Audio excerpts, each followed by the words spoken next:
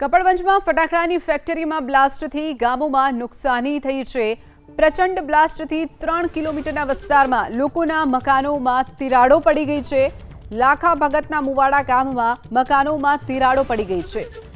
તો અગરાજીના મુવાડા, લાખા ભગતના મુવાડા સહિતના ગામોમાં નુકસાન થયું છે। બ્લાસ્ટની તીવ્રતાથી મકાનના સ્લેબ પડી ગયા છે। 2 દિવસ પહેલા ગેરકાયદે ફટાકડાની ફેક્ટરીમાં જે જબરજસ્ત પ્રચંડ બ્લાસ્ટ થયો હતો, સ્થાનિક મામલતદારે કપડવંજ ટાઉન પોલીસ મથકમાં ફરિયાદ નોંધાવી છે। મિતુલ પટેલ નામના શખ્સ સામે ફરિયાદ નોંધાઈ છે। મિતુલ પટેલ હજુ પણ પોલીસ પકડથી દૂર છે। ફટાકડાની ફેક્ટરીમાં બ્લાસ્ટથી 2 શ્રમિકને ગંભીર ઈજા પણ પહોંચી છે। તો અગરાજીના મુવાડા, લાખા ભગતના મુવાડા સહિતના ગામોમાં નુકસાન થયું છે। બ્લાસ્ટની તીવ્રતાથી મકાનના સ્લેબ પડી ગયા છે।